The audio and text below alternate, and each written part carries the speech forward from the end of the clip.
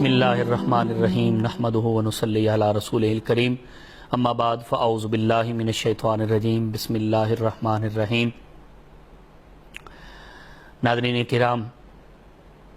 10 محرم الحرام کا دن ایسا تاریخی اور ایسا عظیم دن ہے کہ جو بہت ساری نسبتوں کا حامل ہے، جس دن کو بہت ساری نسبتیں حاصل ہیں، اور یہ 10 محرم الحرام کا دن کتنا خوش نصیب دن ہے۔ حضرت آدم علیہ نبینا و علیہ الصلاۃ والسلام آپ کی جب توبہ قبول ہوتی ہے تو یہی 10 محرم الحرام کا دن ہے۔ حضرت نوح علیہ السلام آپ کی کشتی جودی پہاڑ کے ساتھ جب ٹکراتی ہے اور پھر وہاں سے آپ کو جب نجات ملتی ہے اور آپ کے ساتھیوں کو، اس دن بھی 10 محرم الحرام کا دن ہوتا ہے۔ حضرت زکریا علیہ السلام آپ کو جب آرے کے ساتھ دو ٹکڑوں میں کاٹ کے رکھ دیا جاتا ہے، اتنا بڑا امتحان تھا، وہ دن بھی 10 محرم الحرام کا دن تھا۔ حضرت دانیال علیہ السلام جب انہیں شیروں سے اور قید سے نجات ملتی ہے، دن 10 محرم الحرام کا ہوتا ہے۔ حضرت یعقوب علیہ نبینا و علیہ الصلاۃ والسلام کی حضرت یوسف علیہ السلام سے جب ملاقات ہوتی ہے تو یہی 10 محرم الحرام کا دن ہے۔ حضرت موسیٰ علیہ نبینا و علیہ الصلاۃ والسلام کو اللہ جل شانہ جادوگروں سے آپ کو اللہ جل شانہ عزت عطا فرماتا ہے، آپ کی شان میں بلندیاں عطا فرماتا ہے، اور وہاں جادوگروں سے جب آپ کو کامیابی نصیب ہوتی ہے، یہی 10 محرم الحرام کا دن ہے۔ اور پھر جب حضرت ابراہیم علیہ الصلاۃ والسلام آپ کو نار نمرود سے نجات ملتی ہے، یعنی قلنا یا نار کونی بردم وسلاما علی ابراہیم، کہ اللہ جل شانہ فرماتا ہے کہ حضرت ابراہیم علیہ السلام پر ہم نے آگ کو ٹھنڈا کر دیا۔ جس دن آگ گلے گلزار ہوئی تھی وہ دن بھی 10 محرم الحرام کا دن تھا۔ اور یہی 10 محرم الحرام کا دن تھا کہ جب اس کائنات کے اندر چشم فلک نے وہ نظارہ دیکھا کہ خون رسول، جگر پارے رسول، نور دیدہ زہرا بطول، اور خون حیدر کرار اور فرزند رسول امام علی مقام امام حسین رضی اللہ تعالیٰ عنہ جب کربلا کے اندر شہید ہوئے اور آپ کے رفقا، تو وہ دن بھی 10 محرم الحرام کا دن ہے۔ اور پھر علماء نے یہ بھی لکھا کہ جس دن قیامت برپا ہوگی، قیامت کا دن ہوگا، وہ روز محشر جو ہوگا، اس دن بھی 10 محرم الحرام ہوگی۔ یہ بڑا عظیم دن ہے 10 محرم الحرام کا دن۔ امام علی مقام امام حسین رضی اللہ تعالیٰ عنہ، آپ پر 2 محرم کو پانی بند کر دیا جاتا ہے۔ جو جنت کی نہروں کے وارث ہیں، جو جنتی محلات کے شہنشاہ ہیں، اور پھر جو جنتی جو ہے وہ باغات کے سردار ہیں،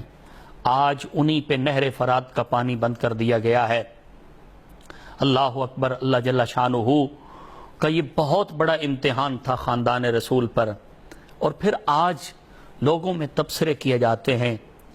کہ اگر یہ امتحان پتہ تھا، نبی پاک صلی اللہ علیہ وسلم نے یہ خوشخبری سنائی تھی کہ آپ نے شہید ہونا ہے، تو پھر آپ تو اللہ کے نبی تھے، تمام انبیاء کے سردار ہیں، تمام رسولوں کے تاجدار ہیں، اللہ کی بارگاہ میں ہاتھ اٹھا کے دعا مانگتے، یا اللہ میرے حسین ابن علی سے یہ امتحان دور کر دے، یہ جو امتحان آنا ہے اسے موقوف کر دے۔ لیکن نہیں، جب بھی میرے آقا رحمت عالم صلی اللہ علیہ وسلم نے دعا مانگی تو کیا دعا کی؟ اللہم اعط الحسین صبرا و اجرا، اے اللہ میرے حسین کو صبر عطا کرنا، میرے حسین کو صبر پر اجر عطا کرنا۔ یارو کتنی بڑی دعا ہے، صبر کی دعا بھی مانگ رہے ہیں اور صبر پر پھر اجر کی دعا بھی مانگ رہے ہیں۔ 2 محرم کو خیمے لگتے ہیں، 7 محرم الحرام کو آپ پہ پانی بند کیا جاتا ہے۔ تو امام علی مقام اور آپ کے رفقا ذرا بھر بھی چہرے پہ، ماتھے پہ کوئی بل نہیں پڑتا، کوئی جو ہے وہ حوصلہ شکنی نہیں ہو رہی، دل جو ہے وہ اطمینان سے ہے کہ ہم جس رستے پہ نکلے ہیں وہ حق کا رستہ ہے۔ یاد رکھیں، میدان کربلا کے اندر یہ عام جنگ نہ تھی، یہ 2 نظریاتی جنگ تھی، 2 طرف سے نظریاتی جنگ تھی۔ نماز تو ایک طرف بھی پڑھی جا رہی ہے، دوسری طرف بھی پڑھی جا رہی ہے، مگر قیامت تک کے لیے حسین ابن علی نے راہ حق پر قربان ہو کر اپنے خاندان اور کنبہ کو قربان کر کے یہ بتا دیا، قیامت کی صبح تک جو حق پر ہوگا وہ حسین ابن علی کے راستے پہ ہوگا۔ اگر کوئی حق پہ دیکھنے والا ہو کہ وہ حق پہ ہے یا نہیں، اسے حسین ابن علی کے راستے پہ دیکھنا، اور جو باطل ہے قیامت تک کے لیے آپ اسے شرمندہ دیکھیں گے، اس لیے کہ وہ نماز تو پڑھیں گے، روزہ تو رکھیں گے، حج زکوٰۃ تو ادا کریں گے، مگر کیا ہوگا، ان کے دل میں ذرا بھر بھی خاندان رسول کی محبت نہیں ہوگی، اور جن کے دلوں میں عشق رسول اور عشق اہل بیت کی شمع کا چراغ روشن ہے، رب کائنات ان کو اس دنیا میں بھی سرخرو رکھے گا اور قیامت والے دن بھی سرخرو رکھے گا، اس لیے کہ وہ حر بن رباحی جو میدان کربلا سے 2 مقام پیچھے امام علی مقام کو روکنے آیا تھا، اور پھر امام علی مقام کی پیچھے باجماعت نماز بھی ادا کرتا تھا۔ کسی نے پوچھا تھا، بتا نماز وہاں بھی ہے، نماز یہاں بھی ہے، دسترخوان وہاں بھی ہے، دسترخوان یہاں پر بھی ہے، تو کہاں پہ زیادہ لطف آتا ہے؟ حر کی آنکھوں میں آنسو آئے اور اس نے رو کے کہا، دسترخوان ادھر لگتا ہے، دسترخوان ادھر بھی، لیکن کھانے کا لطف وہاں یزیدیوں میں ہوتا ہے۔ یہ جو دنیاوی نعمتیں سامنے ہیں وہاں پہ کھانے اچھے ہوتے ہیں، مگر جو نماز پڑھنے کا مزہ حسین ابن علی کے پیچھے آتا ہے وہ کہیں مزہ نہیں آ رہا، اس لیے کہ وہاں سب کچھ ہے لیکن رسول اللہ کے خاندان کی محبت نہیں ہے۔ امام علی مقام آپ نے گاہے بگاہے خطبہ ارشاد فرمایا، اور پھر امام علی مقام امام حسین نے جب پانی بند ہو گیا 7 محرم کو، تو امام علی مقام نے اپنے خاندان کو اور اپنے بچوں کو اور تمام صحابہ کو خطبہ دیا۔ 8 محرم، 9 محرم، 10 محرم الحرام کا دن، آخری رات ہے، عاشورہ کی رات، امام علی مقام خطبہ ارشاد فرما رہے ہیں، رات کو چراغ بجھا دیے گئے، امام علی مقام ارشاد فرماتے ہیں، پہلے اللہ کی حمد بیان فرمائی، پھر اپنے نانا جان رسول اللہ صلی اللہ علیہ وسلم کی جو ہے وہ شان اور عظمت بیان فرمائی، اور پھر فرمایا کہ تم جانتے ہو میں کون ہوں، تم جانتے ہو میرا تعلق کس خاندان سے ہے، تم سب کو پتہ ہے میری جو اہمیت اور میرے جو فضائل اور مناقب بیان کیے گئے ہیں سب جانتے ہیں۔ سب نے کہا آقا و مولا امام علی مقام امام حسین، ہم جانتے ہیں آپ کا مقام اور عظمت کیا ہے۔ میرے امام نے فرمایا تمہیں یہ بھی پتہ ہوگا میں حق کے راستے پہ نکلا ہوں۔ سب نے عرض کی بالکل پتہ ہے۔ میرے امام نے فرمایا کہ اگر آپ سب کو یہ بات پتہ ہے کہ میں حق پہ نکلا ہوں تو کیا تم میرے ساتھ آگے بھی چلنے کو تیار ہو؟ سب نے کہا لبیک۔ میرے امام نے فرمایا چراغ اس لیے بجھائے ہیں، میں تمہیں ایک جملہ کہنا چاہتا ہوں، تم مدینہ سے چلے مکہ، مکہ سے چلے تمام منزلوں کو طے کرتے آئے، تم نے کبھی بے وفائی کا مظاہرہ نہیں کیا، ابھی تک تم نے میرے ساتھ بازو کے ساتھ بازو ملا کے چلتے رہے، شانہ بشانہ چلتے رہے، قربانیاں دیتے آئے، ہر طرح کی قربانیوں سے جو ہے وہ میری مدد کرتے آئے۔ میں آج تمہیں کہنا چاہتا ہوں میں چراغ بجھا دیا ہے، تم میں سے اگر کوئی جانا چاہے تو چلا جائے۔ چراغ جلایا گیا، دیکھا تمام مکمل، وہی جو بیٹھے تھے بیٹھے ہیں، جو تشریف فرما ہیں وہ بیٹھے ہیں، پہلے سے کوئی بندہ نہیں اٹھا۔ میرے امام نے فرمایا ابھی بھی شاید وقت ہے، چراغ کو دوبارہ بجھاؤ۔ دوبارہ بجھا دیا گیا۔ امام نے پھر خطبہ ارشاد فرمایا اگر کوئی جانا چاہے تو جا سکتا ہے، قیامت والے دن میرا وعدہ ہے میں اپنے نانا جان تمام نبیوں کے سردار کی بارگاہ میں تمہارا گلہ شکوہ نہیں کروں گا، تمہاری بے وفائی کا اظہار نہیں کروں گا کہ تم نے 10 محرم کو میرے ساتھ بے وفائی کی۔ پھر چراغ جب جلایا گیا،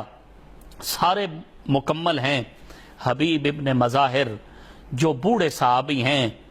وہ کھڑے ہو گئے، آنکھوں میں آنسو آ گئے اور عرض کرنے لگے اے ہمارے آقا و مولا، اے رسول اللہ کی نشانی، اے خاندان رسول کے چشم و چراغ، اہل بیت اطہار کے خوبصورت چشم و چراغ، کبھی بھی آپ نے ہم پہ کرم نوازیاں کم نہ فرمائیں، اپنی کرم نوازی کے دریا ہم پہ بہاتے رہے، ہر طرح کی ہم پہ جو ہے وہ آسائشیں آئیں، آپ نے نظر رحمت فرمائی۔ اے امام، کیا ہم مدینہ سے اس لیے چلے تھے آپ کے ساتھ کہ ہم راستے میں چھوڑ کر بے وفائی کر کے چلے جائیں گے؟ نہیں نہیں۔ عرض کی کیا آپ نے شاید میرا بڑھاپا دیکھ کر یوں کہا ہوگا کہ یہ بوڑھے ہیں، بوڑھے شخص کا کام نہیں ہے میدان جنگ میں جانے کا؟ اے امام، شاید آپ نے بچوں کو دیکھ کے کہا ہوگا بچوں کا جنگ میں کوئی کام نہیں ہے۔ اے امام، میں آپ کے سامنے ہاتھ جوڑتا ہوں، آپ کو اپنے نانا جان کا واسطہ، نانا جان کے خدا رب العزت کا واسطہ سب کچھ کرنے کے لیے تیار ہوں، مگر آپ اگر کہیں نا یہاں سے واپس چلے جائے، حبیب ابن مظاہر واپس جانے کے لیے نہیں آیا، یہ تو قربان ہونے کے لیے آیا ہے۔ یارو، اتنا جذبہ امام علی مقام کے جو رفقا کا جذبہ تھا، تو یاد رکھنا امام علی مقام جس قدر آپ کا جذبہ بلند تھا، اللہ نے آپ کو اتنے ساتھی بھی بلند عطا فرمائے ہیں، اور اتنے ہی آپ کے رفقا کے اندر جو ہے وہ جذبہ شہادت جو ہے وہ بہت بلند و بالا اللہ نے رکھ دیا تھا۔ امام علی مقام امام حسین خطبہ ارشاد فرما رہے ہیں، اور پھر ساری رات قرآن کی تلاوت ہے، ساری رات نوافل ہیں، ساری رات اللہ کی یاد میں گزر جاتی ہے۔ کیا خواتین ہیں، کیا بچے ہیں، کیا جوان ہیں، کیا بوڑھے ہیں۔ امام علی مقام نے صبح نماز فجر کے لیے اپنے جوان بیٹے حضرت علی اکبر رضی اللہ تعالیٰ عنہ آپ کو حکم دیا، بیٹے آذان سناؤ۔ امام کی زندگی کی آخری آذان تھی، اور زندگی کی آخری جماعت کے ساتھ نماز تھی۔ امام علی مقام نے نماز فجر خود امامت کروا کے پڑھائی۔ وہ جب سورج طلوع ہوا، سورج نکلنے کے بعد لشکر جرار کی طرف سے پیغامات آنا شروع ہو گئے، اے حسین ابن علی، ہم سے جلد از جلد بات مکمل کر دی جائے، بیعت کرنی ہے یا جنگ کی طرف راستہ بڑھانا ہے، جنگ کی طرف راستہ ہموار کرنا ہے۔ امام علی مقام نے فرمایا یاد رکھنا، وہاں پہ آپ نے خطبہ ارشاد فرمایا، اے یزیدیو، دیکھو میں کون ہوں، میرا چہرہ تو دیکھو، میری شخصیت تو دیکھو، میں کون ہوں، میں وہی حسین ابن علی ہوں۔ جب نجران کے بادریوں نے مباہلے کے ارادے سے سرکار دو جہاں صلی اللہ علیہ وآلہ وسلم کو کہا تھا کہ ہم مباہلہ کرنا چاہتے ہیں،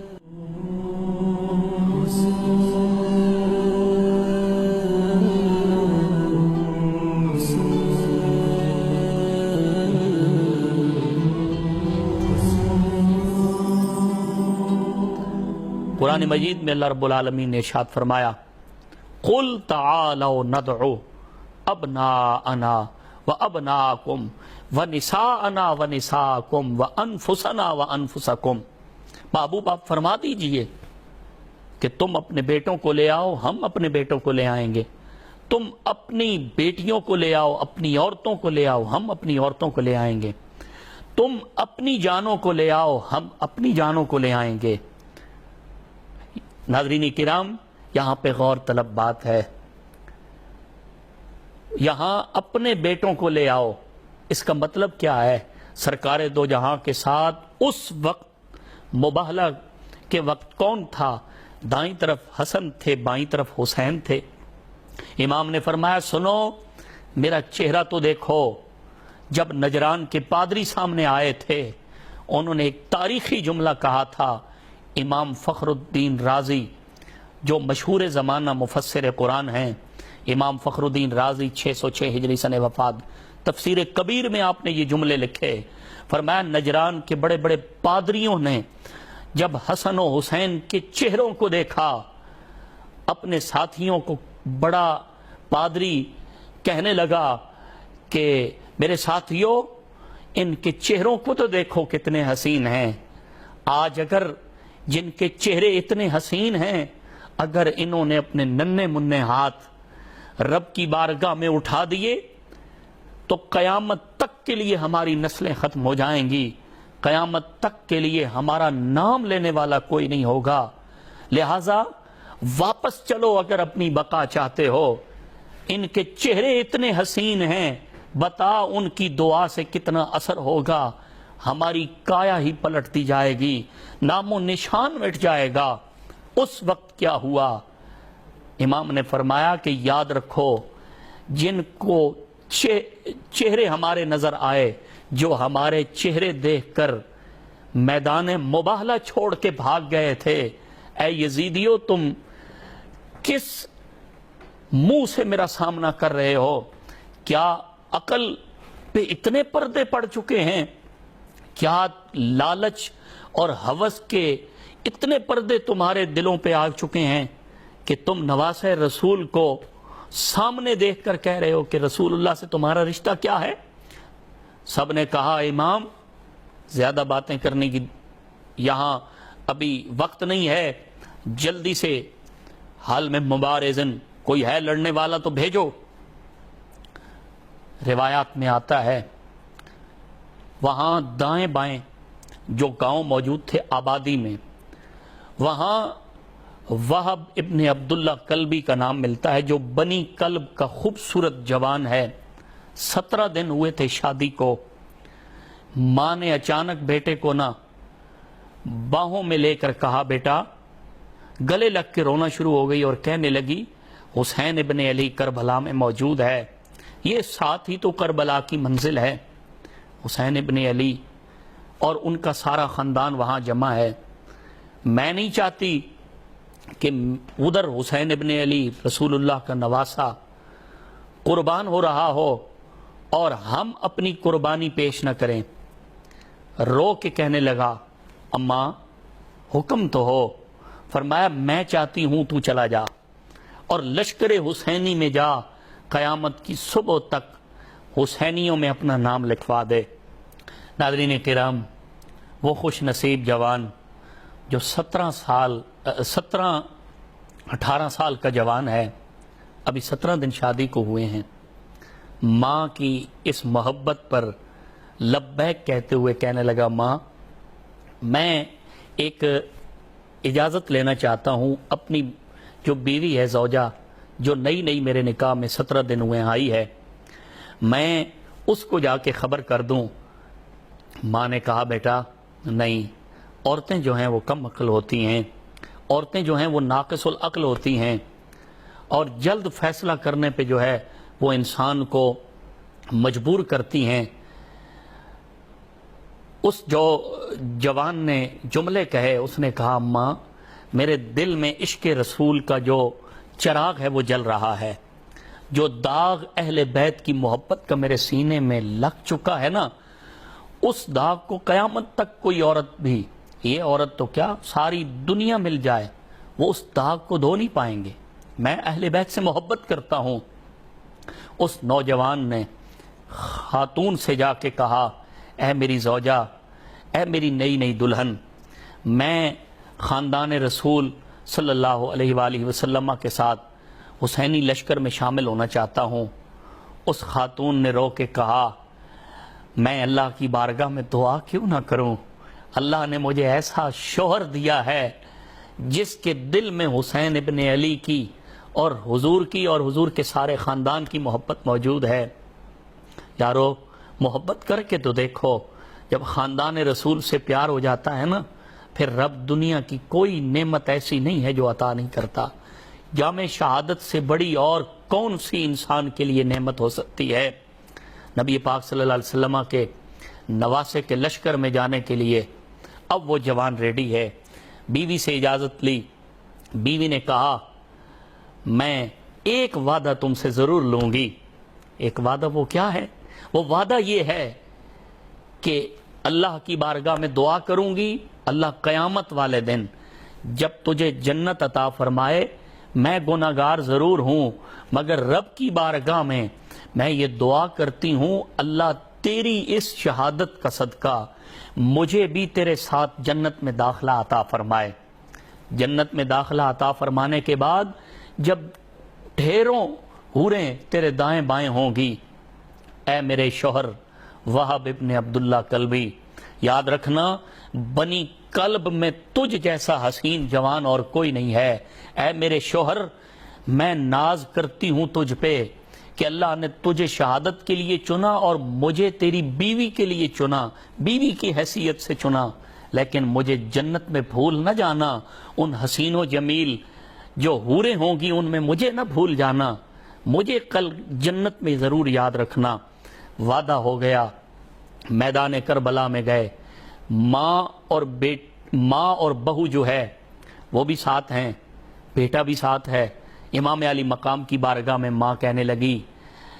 اگر عورتوں کو اجازت ہوتی تو میں چلی جاتی، عورتوں کو اجازت ہوتی تو میری بہو جو ہے اسے بھی اشتیاق ہے شہادت کا، کیونکہ عورتوں کو اجازت نہیں ہوتی، لیکن ہم اپنا تحفہ اپنے گھر والوں کی طرف سے یہ وہب ابن عبداللہ کلبی پیش کر رہی ہیں، تو اے رسول اللہ کے نواسے اس کو قبول فرما لیں تاکہ کل قیامت والے دن ہم یہ تو کہہ سکیں نا ہم یزیدیوں کے صف میں تو نہیں دینا، ہم تو حسینیوں کی صف میں کھڑے تھے۔ جب یہ سارے معاملات ہو گئے، حسین ابن علی رضی اللہ تعالیٰ عنہ آپ نے ایک ایک کر کے اپنے خانوادے اور اپنے رفقا میں سے ایک ایک شخص کو کر کے بھیجا، اور وہ سارے کے سارے بہادری کے ساتھ لڑتے ہوئے جامع شہادت نوش فرماتے ہیں۔ باری آ جاتی ہے حضرت قاسم بن حسن کی، جو حضرت امام حسن مجتبیٰ کے شہزادے ہیں۔ اجازت مانگتے ہیں، چچا جان حضور اجازت عطا فرمائیے، میں بھی تو جانا چاہتا ہوں، میری تو بھی دل کی تمنا یہ کہتی ہے کہ شہادت کا جام نوش کر۔ امام علی مقام کی آنکھوں میں آنسو آ جاتے ہیں۔ فرمایا بیٹے تو میرے پیارے بھائی حسن کی نشانی ہے، میں قیامت والے دن کیا منہ دکھاؤں گا؟ اپنے بچوں کو تو قربان کر دیا، کوئی بات نہیں، لیکن اپنے بھائی جان کی جو نشانی ہے اس کو میں رخصت نہیں کر سکتا۔ حضرت قاسم بن حسن امام حسن مجتبیٰ کے بیٹے کہتے ہیں چچا جان یہ ہاتھ جوڑ رہا ہوں، ایک میرے گلے میں تعویذ ہے اس کو کھول کے ذرا پڑھ لیجئے، مجھے اپنے بابا جان نے یہ جاتے جاتے دنیا سے یہ رخصت ہوتے ہوئے یہ فرمایا تھا بیٹا یہ تعویذ اپنے گلے میں پہن لو، جب بھی زندگی میں مشکل ترین وقت آئے حسین ابن علی پر تو یہ تعویذ کھول کر ان کو دے دینا۔ اے میرے چچا جان اس سے مشکل وقت اور کوئی نہیں ہے، 22,000 کا لشکر ایک طرف ہے اور ہم جو ہے وہ چند افراد ہیں، تو اس سے مشکل وقت اور کون سا ہو سکتا ہے؟ ایک ایک فرد ہمارا جا رہا ہے اور جامع شہادت نوش کر رہا ہے اور لشکر جرار کو گاجر اور مولی کی طرح کاٹ رہا ہے۔ اے میرے امام چچا جان یہ تعویذ قبول فرمائیں۔ امام علی مقام نے جب وہ تعویذ کھولا تو اس میں کاغذ پہ کیا لکھا ہوا تھا؟ کاغذ پہ یہ لکھا ہوا تھا کہ اے میرے حسین زندگی میں جب تجھ پر مشکل وقت آیا ہے تو میں حسن تجھے یہ کہہ رہا ہوں کہ میری کم از کم اس نشانی کو ضرور قبول کر لینا، اس لیے کہ مجھے پتا ہے میں اس وقت آپ کے پاس نہیں ہوں، مگر میرا جگر کا ٹکڑا تو آپ کے پاس موجود ہے۔ حضرت امام حسین نے قاسم بن حسن کو قربانی کے لیے بھیجا، اور روایات سیاح میں موجود ہے کہ امام علی مقام آپ کے بیٹے حضرت علی اکبر 18 سال کے جوان بھی قربان ہوئے، اور ان کو شبیہ رسول بھی کہا جاتا ہے، اور جن کا چہرہ دیکھ کر رسول اللہ کی زیارت کی جاتی تھی، اور ان کو شبیہ رسول اس لیے کہا جاتا تھا۔ صحابہ فرماتے ہیں جب ہمیں دیکھنے کی، رسول اللہ کی دیدار کی جو ہے وہ چاہت بڑھتی تھی، لگن بڑھتی تھی، تو ہم حسین کے شہزادے علی اکبر اس جوان کو دیکھ لیا کرتے تھے، ہمیں رسول اللہ کا چہرہ یاد آ جایا کرتا تھا۔ اس جیسے خوبصورت جوان کو میرے امام نے خود بھیجا، اور پھر جب شہید ہوئے تو انہیں اپنے بازوؤں پہ اٹھا کے لا رہے ہیں۔ اور پھر حضرت علی اصغر جو امام علی مقام کے ننھے شہزادے ہیں، 6 ماہ کے علی اصغر ہیں، اور حضرت علی اصغر رضی اللہ تعالیٰ عنہ میرے امام حسین جب خیمہ میں تشریف لے کے آئے، حضرت سیدہ زینب بنت علی بنت سیدہ فاطمہ زہرا، حضرت سیدہ زینب نے اصرار کیا، بھائی جان آپ نے بڑے بڑوں کو قربان کیا، بڑے بڑے جوان آپ کے لشکر میں موجود ہیں، بوڑھوں کو بھی آپ بھیج رہے ہیں، لیکن انہوں نے پانی بند کیا ہوا ہے، ہم 3 دن کے بھوکے پیاسے ہیں، 3 دن سے نہ کوئی پانی میسر ہے۔ نہر فرات پہ انہوں نے سپاہی کھڑے کیے ہوئے ہیں جو تیر کمان نیزوں کے ساتھ آراستہ ہیں، ان کے ہاتھوں میں تلواریں ہیں، برچھیاں ہیں، کیا سے کیا آلات موجود ہیں، جرار لشکر پانی نہیں دے رہا۔ تو علی اصغر ننھے انہیں اٹھا کے لے جائیے۔ جو معصوم بچے ہوتے ہیں ان پر تو ہر کسی کو ترس آ جایا کرتا ہے، معصوم بچوں کو تو ہر کوئی قبول کرتا ہے، ہر کوئی ان پہ رحم و کرم کھا لیتا ہے۔ میرے آقا نے فرمایا تھا من لم یرحم صغیرنا ولم یعقر کبیرنا فلیس منا۔ صاحبو، میرے آقا کا ارشاد ہے جو چھوٹوں پہ رحم نہیں کرتا، جو بڑوں کی توقیر اور عزت نہیں کرتا، وہ ہم میں سے نہیں ہے۔ بتائیے وہ حسین ابن علی جن کے سامنے لشکر جرار یزیدیوں کا لشکر ہے، قیامت والے دن وہ جس نبی کا کلمہ پڑھتے ہیں اس نبی کو کیسے منہ دکھائیں گے؟ حضرت علی اصغر حضرت سیدہ زینب کے کہنے پر میرے اور آپ کے امام حسین رضی اللہ تعالیٰ عنہ، آپ نے سیدہ زینب کے مجبور کرنے پر حضرت علی اصغر کو اٹھایا اور لشکر جرار کے سامنے جا کر کہا، ظالموں تمہیں مجھ پر تو رحم و کرم نہیں آ رہا، دیکھو میں کون ہوں، حسین ابن علی ہوں۔ اور پھر یہ تاریخی جملے موجود ہیں، بہت بڑی بڑی تاریخ کی کتابوں میں یہ بات ملتی ہے۔ میرے امام نے فرمایا دیکھو میں وہ ہوں جو نور دیدہ سیدہ زہرا بطول ہوں، اور میں اس ماں کا بیٹا ہوں جو میدان محشر میں جب آپ کا گزر ہونے والا ہوگا، عرش الہی سے آواز آئے گی، نکسوا رؤوسکم، اپنے سروں کو جھکا لو، غضوا ابصارکم، اپنی آنکھوں کو جھکا لو، اس لیے کہ حتی تمر فاطمہ بنت محمد صلی اللہ علیہ وآلہ وسلم، یہاں تک کہ سیدہ فاطمہ الزہرا سلام اللہ علیہا کا گزر 70,000 حوروں کے جھرمٹ میں ہوگا۔ میں اس ماں کا بیٹا ہوں، میں اس علی کا بیٹا ہوں، ارے جسے جنت کے دروازے پہ کھڑا کر دیا جائے گا، ارے جو یاسوب المؤمنین ہے، جنت میں اسے داخلہ عطا فرمائے گا جس کے دل میں رسول اللہ کے صحابہ اور اہل بیت کی محبت ہوگی، میں اس علی کا شیر ہوں، لیکن انہوں نے کہا ہمیں اس سے کوئی سروکار نہیں۔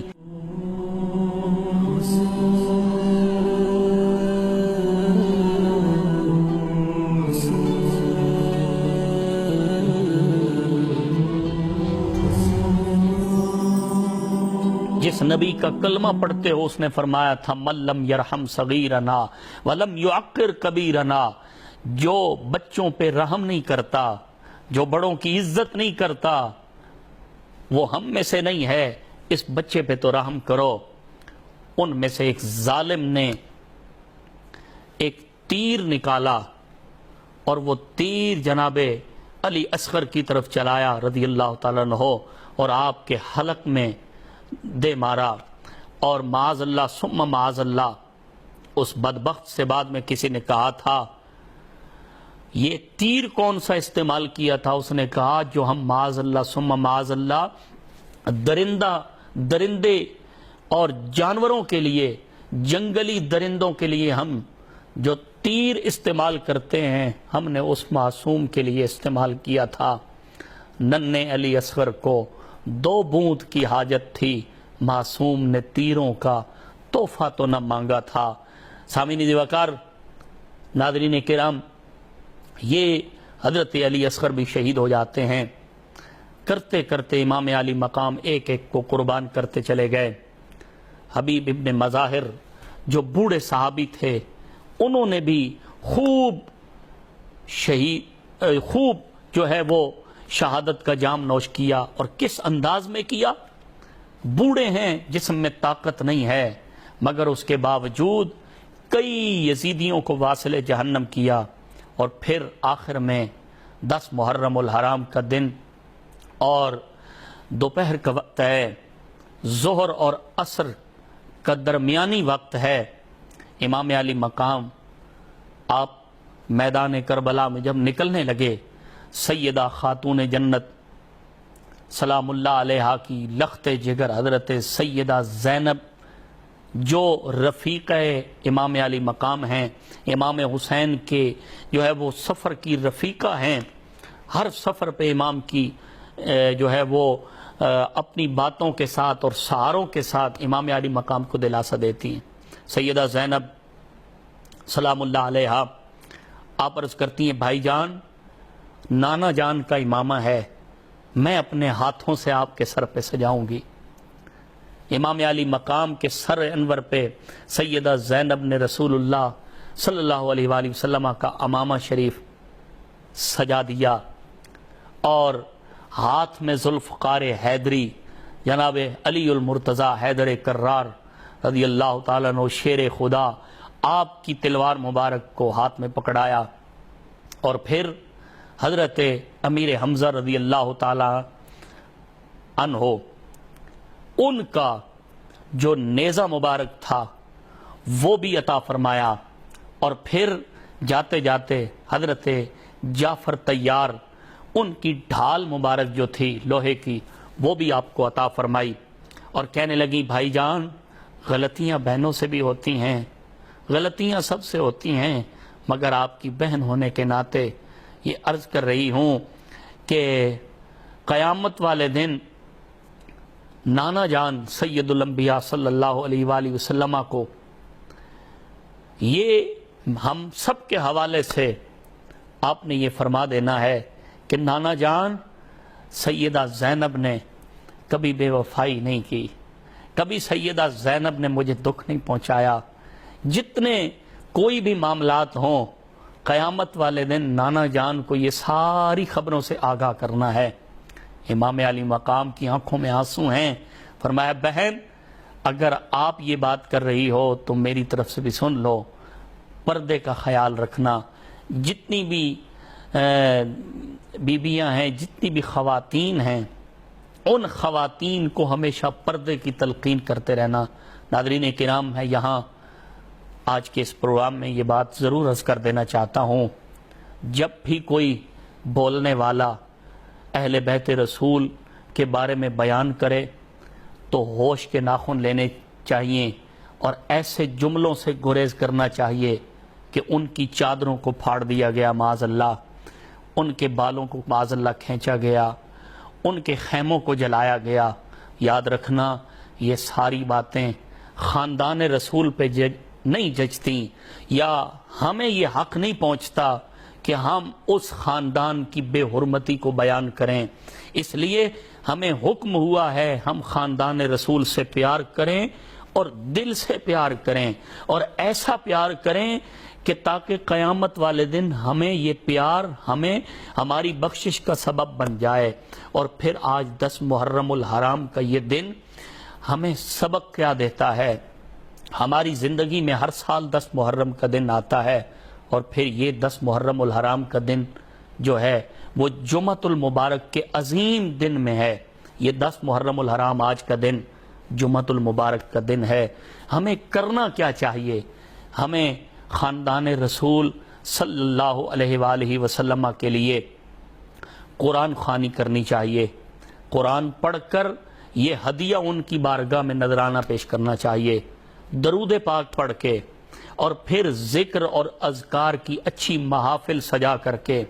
خاندان رسول کو یہ ہدیہ تبریک پیش کرنا چاہیے کہ بڑے بڑے واقعات ہوئے، کبھی واقعہ کربلا جیسا آپ کو کوئی دردناک اور المناک واقعہ نہیں ملے گا، جس میں میرے امام نے تن من دھن کی بازی لگا کر سارا کنبہ قربان کر کے بتا دیا، صاحبو سب کچھ دینا آسان ہوتا ہے، 6 ماہ کا بچہ دینا آسان نہیں ہوتا، 18 سال کا جوان دینا آسان نہیں ہوتا۔ اونو محمد جیسے خوبصورت جو نئے ابھی نوجوان ابھر رہے تھے، جوانی جن پہ آ رہی تھی، اونو محمد کو قربان کرنا، اور پھر بھائی حضرت عباس جیسا جوان قربان کرنا، ایسا وفادار حضرت عباس علمدار، ایسی قربانی پیش کرنا، یقیناً شاید ہمیں نہ پہلے کبھی ایسی مثال ملی ہے، نہ قیامت تک کے لیے ہمیں کوئی ایسی مثال نظر آئے گی۔ اس لیے کہ یہ خاندان رسول کا ہی یہ وتیرہ ہے کہ قربانیوں میں، امتحانات میں کامیاب وہی ہو سکتے ہیں۔ میرا سلام عقیدت ہو اس گھرانے کو حسین پال کے دیا جس نے زمانے کو نبی پاک صلی اللہ علیہ وآلہ وسلم کا یہ نواسا جب میدان کربلا میں اترتا ہے۔ روایات میں آتا ہے کہ میرے امام نے جب کربلا میں اترے میدان میں تو اپنے تلوار کے ساتھ گاجر اور مولی کی طرح یزیدیوں کو کاٹ کے رکھ دیا۔ ایک روایات میں آتا ہے کہ کئی 100 یزیدیوں کو واصل جہنم کیا۔ وہ کسی نے کہا تھا نا کہ لو یزیدیو، لو حسین ابن علی اب کربلا میں آ رہا ہے، کربلا میں آتے ہوئے اس کو دیکھو۔ اب یزید دیکھ رہا تھا اور اس کے چاہنے والے دیکھ رہے تھے، جو حسین کربلا میں اتر رہا ہے، اس کی وجاہت اور اس کی چہرے کی ہیبت اتنی تھی کہ یزیدی اپنی سواریوں پہ بیٹھے کانپ رہے ہیں، اور ان کے ہاتھوں سے تلواریں گر رہی ہیں، نیزے اور تیر گر رہے ہیں۔ کیوں؟ وہ دیکھ رہے تھے کہ آج علی کا لال کربلا میں اتر رہا ہے۔ حضرت امام علی مقام آپ جب کربلا میں اترے، یزیدیوں کو واصل جہنم کرتے چلے جا رہے ہیں۔ ابن سعد کہنے لگا ایسے معاملہ نہیں چلے گا، ایسے معاملہ نہیں چلے گا۔ اگر حسین کا مقابلہ کرنا ہے، اس کے مقابلے میں آنا ہے، تو پھر کرنا کیا ہوگا؟ چاروں طرف سے اس کو گھیر لیا جائے۔ وہ ابن سعد کہتا ہے میں جانتا ہوں یہ رسول اللہ کا خون ہے، یہ علی کا خون ہے، سیدہ زہرا کا دودھ اس نے پیا ہے، یہ کبھی پیچھے نہیں ہٹے گا۔ آج اگر اس کا مقابلہ ہم بیک ہو کر نہ کر سکے، بیک وار ہو کر اس کا مقابلہ نہ کیا، تو یہ ہمیں گاجر مولی کی طرح کاٹتا چلا جائے گا۔ حسین ابن علی آپ کا مقابلہ کرنے کے لیے 22,000 کا لشکر ہے، ایک جانب سے یک طرفہ ہو کر یک ہو کر سارے ایک ہو کر چاروں طرف سے تیر برسانے شروع کر دیے۔ 132 تیر امام علی مقام آپ کے جسم میں وہ تھا جو ادھر سے لگ کر اگلی جانب سے لگ کر پچھلی جانب سے نکل چکے تھے۔ 132 تیر کھانے کے بعد بھی جناب علی کا شیر پھر کھڑا ہو کے مقابلہ کرنے لگے، یہاں تک کہ شمر لعین وہ شخص سینے پہ آیا، اس بد باطن اور بد کردار اور شقی القلب شخص جب اس نے سینے پہ سوار ہو کر اس نے کہا، نقاہت بھی اتنی تھی امام علی مقام کے جسم اطہر میں، کیونکہ 3 دن سے بھوکے پیاسے تھے، لیکن پھر بھی ہمت نہیں ہاری، بہت مقابلہ کیا۔ شمر نے کہا کہ اے حسین ابن علی بتا تیری آخری خواہش کیا ہے؟ میرے امام علی مقام امام حسین علیہ السلام آپ نے فرمایا کہ اگر میری آخری خواہش پوچھنا چاہتا ہے تو یزیدی لعین ہٹ، مجھے آخری سجدہ رب کی بارگاہ میں ادا کرنے دے۔ یہ وقت کون سا ہے؟ اس نے کہا ظہر اور عصر کا درمیانی وقت ہے۔ میرے امام نے سجدے میں سر رکھا، جو ہی سر سجدے میں رکھا 32 وار اس لعین نے کیے، اس نے خنجر ہاتھ میں اٹھایا ہوا تھا، 32 وار میرے امام کی گردن مبارک پہ اس نے لگائے۔ انا للہ و انا الیہ راجعون۔ امام علی مقام امام حسین رضی اللہ تعالیٰ عنہ آپ کی شہادت ہو جاتی ہے۔ ناظرین کرام، یہ درس یہ ہے آج کے اس پروگرام کو سننے کے بعد، اس سارے واقعہ کربلا کو سننے کے بعد ہمیں درس کیا ملتا ہے؟ درس یہ ملتا ہے کہ جب بھی باطل کے سامنے کھڑا ہونا پڑے تو کبھی کسی باطل کو قبول نہ کرنا، کبھی کسی بد کردار آدمی کو اپنا رہبر اور رہنما نہ ماننا، کبھی کسی فاسق اور فاجر شخص کی امامت میں آ کر کے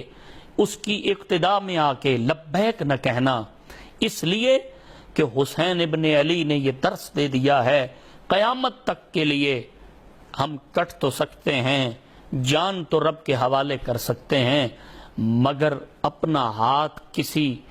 فاسق اور فاجر کے ہاتھ میں نہیں دے سکتے۔ آج اگر ہم سے ووٹ مانگا جاتا ہے، ہم فوری طور پہ نہ اس کا کردار دیکھتے ہیں، نہ ہم اس کے افعال سے آگاہ ہوتے ہیں، نہ اس کی ذات دیکھتے ہیں، نہ اس کا حسب نسب دیکھتے ہیں، نہ اس کے اعمال اچھے اور بروں کو دیکھتے ہیں۔ ہم صرف اور صرف دنیا کی غرض اور لالچ کی بنیاد پر اور بیس پر ہم اس بندے کو ووٹ دے کر گویا اس کے ہاتھ پہ بیعت کر رہے ہیں اور اسے قبول کر رہے ہیں۔ یارو یاد رکھنا، ایسے اگر آپ نے کسی کو ووٹ دے دیا، کسی کے ہاتھ پہ بیعت کر دی، تو وہ بندہ فاسق اور فاجر رہا اور بعد میں اس نے برے عمل کیے، آپ اور میں جس برے شخص کی جو ہے وہ حمایت کریں گے، بیعت کریں گے، ووٹ دیں گے، تو قیامت والے دن جب اسے سزا مل رہی ہوگی تو ہم بھی معاذ اللہ اس کے برابر کے شریک ہوں گے، اس لیے کہ ہم نے اس کے ساتھ معاونت کی ہے۔ قرآن مجید تو یہاں تک ارشاد فرماتا ہے کہ جب کوئی بندہ کسی اچھے کام میں کسی کی گواہی دیتا ہے تو اس اچھے کام میں گواہی دینے کے بدلے میں اسے اجر دیا جائے گا۔ اگر کسی برے آدمی کی گواہی انسان دیتا ہے تو جہاں جہاں تک وہ گناہ میں مبتلا رہے گا، اس کے گناہوں کی سزا اس بیعت کرنے والے اور ووٹ دینے والے اور گواہی دینے والے کو سزا مل رہی ہوگی۔ ناظرین کرام، آئیے واقع کربلا سے یہ درس حاصل کیجئے، اپنی خواتین کو یہ درس دیجئے۔ سیدہ زینب کو آخری لمحے امام نے جو خطبہ دیا تھا، تمام رفقا اور خاندان کی جو خواتین ہیں ان کو یہ پیغام دیا تھا، کبھی نماز نہ چھوڑنا، نماز کی پابندی کرنا۔ پھر یہ حکم دیا، فرمایا کہ یہ میں تمہیں وصیت کر کے جا رہا ہوں اور یہ درس دے کے جا رہا ہوں، کبھی بے پردہ نہ ہونا، اپنی خواتین کو پردے کا درس دیجئے، اور اسی طرح سے ہمارے معاشرے سے بے حیائی ختم ہو سکتی ہے۔ اور پھر میرے امام، آپ سے بڑھ کر کوئی امن اور امان والا بھی نہیں۔ میرے امام سے بڑھ کر کوئی اچھائی کا درس دینے والا نہیں۔ میرے امام نے آخری لمحے تک فرمایا تھا، ہم نے نہ کسی کا خون کیا ہے، نہ کسی کا قتل کیا ہے، نہ کسی کا ناحق خون بہایا ہے۔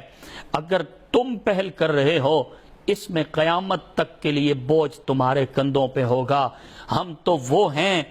کہ جنہوں نے رسول اللہ کی گود میں پرورش پائی ہے، جنہوں نے سیدہ زہرا کے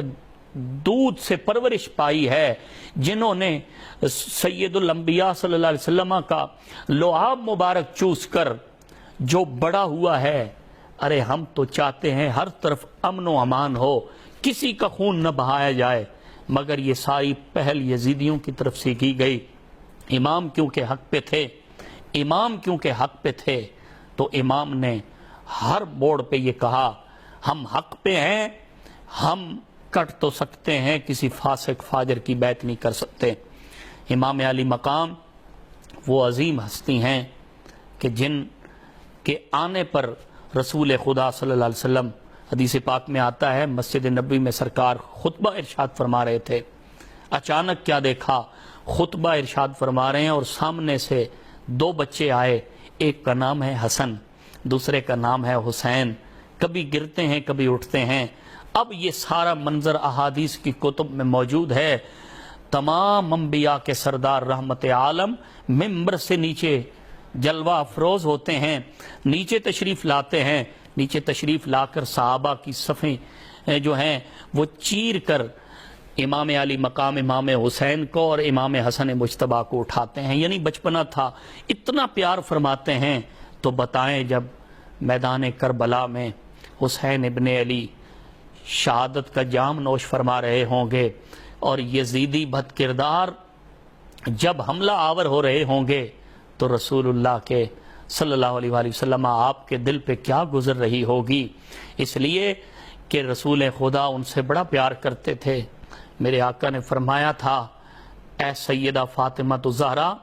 آپ مدینہ پاک کی گلیوں سے گزر کے سرکار جب مسجد میں تشریف لاتے تھے تو گلی سے گزرتے ہوئے جب حسنین کریمین کے رونے کی آواز آتی تھی تو سرکار تو جہاں فرمایا کرتے تھے، میری بیٹی میرے شہزادوں کو رلایا مت کرو، اس لیے کہ جب یہ روتے ہیں تو ان کا رونا میرے دل کو دکھا دیتا ہے۔ ناظرین کرام، دکھ اور درد کی یہ داستان ہم کہاں تک بیان کرتے چلے جائیں گے۔ رسول خدا جن سے پیار کرتے تھے،